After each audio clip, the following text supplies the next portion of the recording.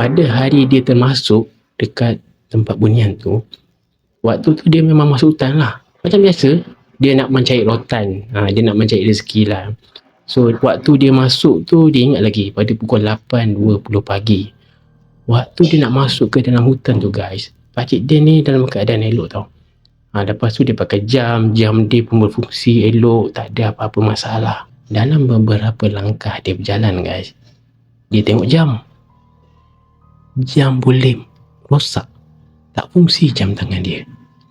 Dan lepas tu pula tak lama kemudian, depan mata dia dalam beberapa meter macam tu, dia ada nampak satu rumah ada asap-asap. Dan orang tua yang tegur dia tadi tu bagi tahu dia, kalau awak balik, awak keluar daripada sini, hidup awak akan berubah. Hai guys, Assalamualaikum. Welcome to channel Faiz Cerita. Guys, terima kasih banyak-banyak kepada korang yang sudi untuk menonton video ni, dan aku harap korang yang menonton ni please stay tune sampai habis.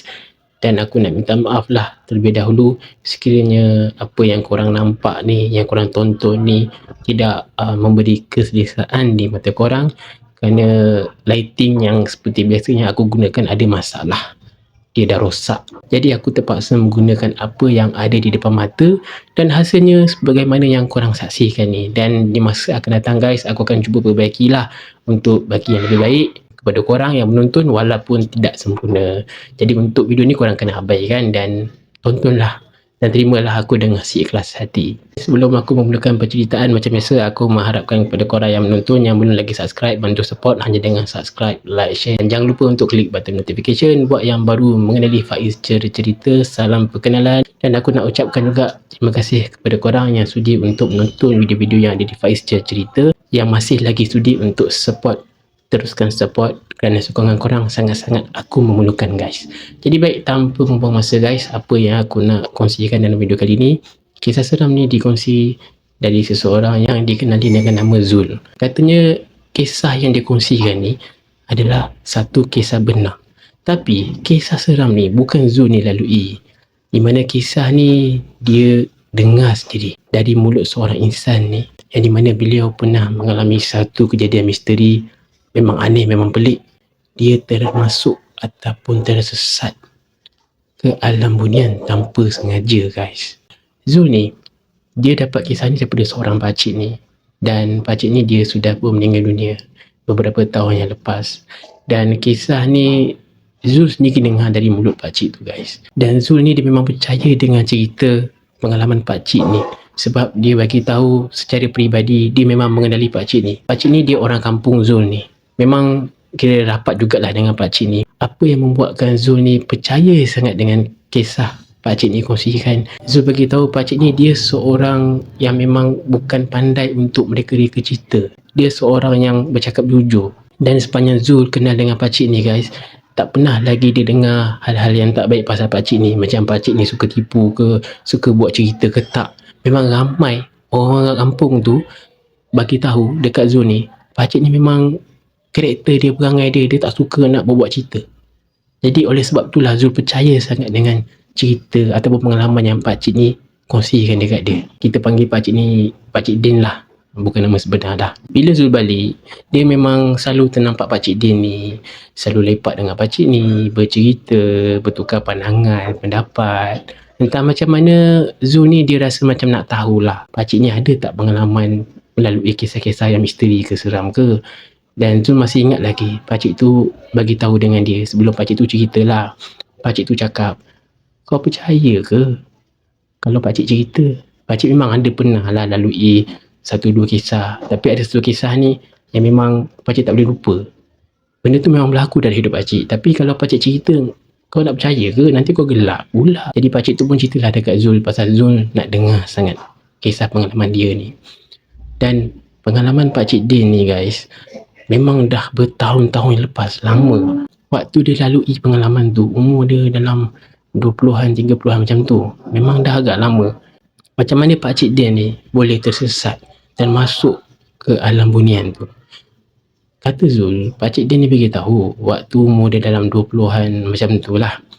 Dia ada duduk dekat satu kampung ni, memang pendalaman, dan ada di pinggir sungai tau. Dan waktu umur pakcik tu di awal 20-an macam tu, dia bekerja keluar masuk hutan mencari rezeki dengan mencari hasil hutan.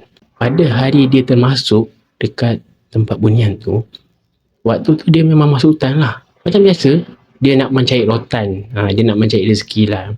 So, waktu dia masuk tu, dia ingat lagi pada pukul 8.20 pagi. Waktu dia nak masuk ke dalam hutan tu guys, pakcik dia ni dalam keadaan elok tau. Lepas tu dia pakai jam dia pun berfungsi elok, tak ada apa-apa masalah. Waktu dia masuk ke dalam hutan tu, dia berjalan macam biasalah. Tengah-tengah dia berjalan tu, dia perasan kiri kanan dia ni ada macam pokok tau. Pokok dalam hutan biasalah kan. So pakcik dia ni dia beritahu dekat Zul, pakcik jalan masuk hutan tu, pakcik pelik tau. Makin lama pakcik berjalan dalam hutan tu, nampak kiri kanan ni asal pokok ni macam lebih kurang sama. Sedangkan hutan tu dia dah biasa masuk dah. Dan memang ialah tempat dia mencari rezeki. Lama kelamaan bukan sama. Rupa-rupanya dia tersesat guys. Dan masa tu pakcik dia bagi tahu dia pelik, heran. Sedangkan dia selalu masuk hutan tu dah bertahun-tahun, tak pernah jadi macam tu. So bila dia dah perasan diri dia macam dah sesat ni, dia berdiri kejap dan diam. Dia ada baca-baca doa sikit. So lepas dia dah baca doa tu, dia pun jalan lah. Jalan macam biasa nak cari jalan keluar ni. Dalam beberapa langkah dia berjalan guys, dia tengok jam. Jam boleh rosak, tak fungsi jam tangan dia. Dan lepas tu pula tak lama kemudian, depan mata dia dalam beberapa meter macam tu, dia ada nampak satu rumah ada asap-asap. Masa tu pakcik dia ni dia lega lah, sebab ada rumah-rumah kampung kat situ. Dia pun pergilah menuju kat situ. Waktu dia sampai apa yang dia dapat tengok memang cantik, memang lawa. Lepas tu ada sungai juga kat situ. Sungai tu pun memang jernih, elok lah. Dan orang-orang yang dia nampak masa tu semua cantik-cantik. Dan semua senyum dekat dia. Dia tak adalah fikir yang bukan-bukan. Dan bila dia dah sampai dekat zon situ guys, ada seorang orang tua menyapa dia.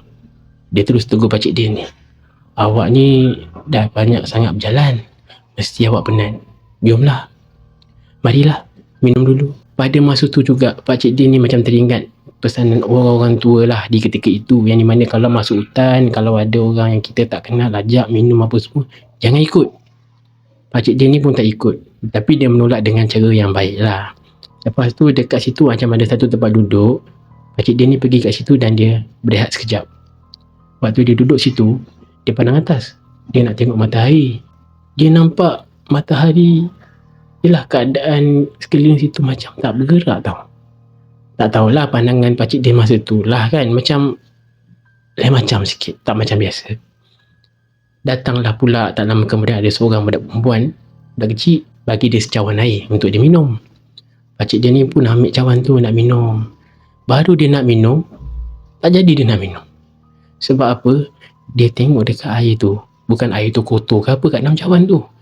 Dia tak nampak bayang-bayang dia dalam cawan tu. Sebab kata dia biasa kalau kita nak minum air, memang kita akan nampak lah bayang-bayang kita dekat air tu punya permukaan dalam cawan tu kan. Tapi tak ada. Dia dah rasa tak sedap. Dia letak cawan tu, dia terus bangun. Dia macam bercakap kuat sikit, minta maaf, saya nak kena balik, isteri dan anak-anak saya menunggu. Bila dia cakap macam tu, orang-orang yang ada dekat situ, daripada senyum pandang dia, terus muka masam. Muka memang marah dekat pakcik dia ni. Dan orang tua yang tegur dia tadi tu bagi tahu dia, kalau awak balik, awak keluar daripada sini, hidup awak akan berubah. Maksudnya diri pakcik dia ni akan berubah lah, tak macam normal. Pakcik dia pun dia macam abai kan. Dia buat tak tahu, dia pun jalan lah, nak cari jalan keluar. Waktu dia berjalan ni, dia rasa sekeliling dia ni ada macam benda yang tak kena. Pokok-pokok di sekeliling dia ni macam, tak tahulah, memang lain macam. Tapi sambil dia berjalan tu, dia ada baca ayat kursi tau. Tengah-tengah dia berjalan, dia baca ayat kursi ni, tak berhenti-henti, ada satu suara memanggil dia. Abang, sini. Suara tu dia dengar sama dengan suara isteri dia. Dia terus menoleh, memandang ke belakang. Dan masa dia menoleh tu, dia berhenti kejap baca ayat kursi. Masa ni Pakcik Din kata apa yang dia beritahu dengan Zul, dia tak ingat apa dah. Dia macam blackout. Dia macam tak ingat apa dah. Entah macam mana dia boleh terjatuh dekat dalam satu lumpur ni. Lumpur ni warna hitam, berbau busuk dan ada 3-4 muka tenggelam dalam tu. Lepas tu dia tak ingat apa dah. Dan lepas kejadian ni guys, adalah Pakcik Din ni tanya dengan isteri dia, sepanjang dia tak ada ni apa yang berlaku.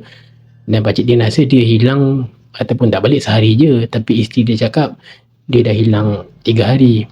Dan waktu dia hilang tu, orang kampung bekerjasama dengan polis hutan untuk mencari Pakcik Din ni. Hari keempat diorang jumpa Pakcik Din ni, dan tempat yang diorang jumpa Pakcik Din ni tak jauh pun dengan tempat masuk hutan tu, dekat sangat. Lepas tu diorang jumpa Pakcik Din. Pakcik Din ni dalam keadaan bersih, elok lah, memang tak ada apa-apa kotor apa semua. Sedangkan dia jatuh dah lumpur tadi tu dia rasa. Dan jam dia pun elok. Cuma Pakcik Din ni lah yang macam lain sikit. Dia tak banyak bercakap, dia jadi pendiam guys. Dia jadi macam tak ingat apa-apa. Selepas dia hilang tu agak lama juga, dalam beberapa bulan, dia macam tak normal lah. Satu ialah dia tak bercakap apa semua. Lepas tu dia dah macam kurang makan. Ketiga yang paling ketara sekali, Zul ni sendiri pernah tanya dengan isteri beliau. Yang paling ketara yang isteri juga masih ingat, anak-anak dia pun ingat, setiap hari Khamis malam Jumaat pukul 1 pagi dia mesti duduk dekat satu bangkit ni kat rumah dia menunggu seseorang. Bila ditanya, kenapa duduk sini? Buat apa duduk sini? Kena duduk sini nak tunggu sebab ada orang nak datang ziarah, tapi dia tak nak masuk. Masa tu memang anak-anak isteri dia pelik, heran siapa yang dimasukkan ni. Dan ada anak Pakcik Din masa tu yang masih kecil, dalam umur 10-9 tahun, banyak kali mengadu dengan isteri beliau ni, dan di mana diorang ada nampak satu sosok, satu ataupun dua macam tu, berdiri dekat hujung jalan macam tu, memandang dekat rumah diorang ni, tapi kaki tak jejak tanah. Dan sosok yang diorang nampak tu macam manusia, tinggi dan juga besar. Cuma mujur lah, tak ada apa-apa gangguan yang berlaku sampai dalam rumah, sampai kena keluarga. Cuma itulah kejadian Pakcik Din tu agak, yelah diorang rasa macam tak selesa lah, sebab asalnya Pakcik Din ni lain, tiba-tiba bila hilang tu lepas dah jumpa jadi lain. Agak lama jugalah keluarga beliau berusaha berikhtiar untuk bagi pulih. Alhamdulillah lah, akhirnya okey, pulih, tapi makan masa jugalah. Dan bila dah okey, Pakcik Din baru teringat apa yang orang tu yang dia jumpa tu cakap macam tu, adakah itu? Dia jadi macam terfikir jugalah. Tapi lama kelamaan je lah dia move on lah, sebab benda pun dah berlaku, tak apalah, dia anggap itu adalah satu pengalaman dan ujian lah.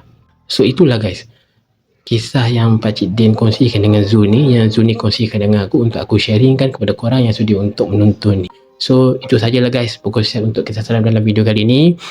Sekali lagi aku minta maaf untuk korang yang menonton kalau korang kurang selesa dengan apa yang korang saksikan ni, dengan masalah lighting. Yelah, aku pun rasa bersalah juga ni sebenarnya guys, tapi ini saja yang aku mampu hidangkan untuk korang dalam video kali ni. Mungkin di masa akan datang aku cubalah untuk membaik pulih apa yang sepatutnya, sebab lighting yang sedia asal tu dia dah rosak, so tak boleh nak buat apa. Jadi aku minta maaf banyak-banyak jika ada salah silap, jika ada kekurangan, aku akan cuba perbaiki. Dan aku harap korang teruskan menonton, support Faiz Cerita. Jangan lupa untuk subscribe, like, share, dan jangan lupa untuk klik button notification. Kalau korang nak kongsikan pengalaman seram yang korang pernah lalui, kisah-kisah misteri, korang boleh DM atau email Faiz Cerita. Dan juga guys, berkenaan dengan kisah ni, korang boleh drop komen korang kalau korang nak nilaikan apa-apa, nak kongsikan apa-apa pandangan ataupun pendapat. Terima kasih banyak-banyak sebab sudi menonton. Aku minta maaf sekali lagi guys, banyak-banyak. So stay tune, support Faiz Cerita. Stay tune untuk next video, InsyaAllah. Ingat guys, meremang sampai pagi. Assalamualaikum.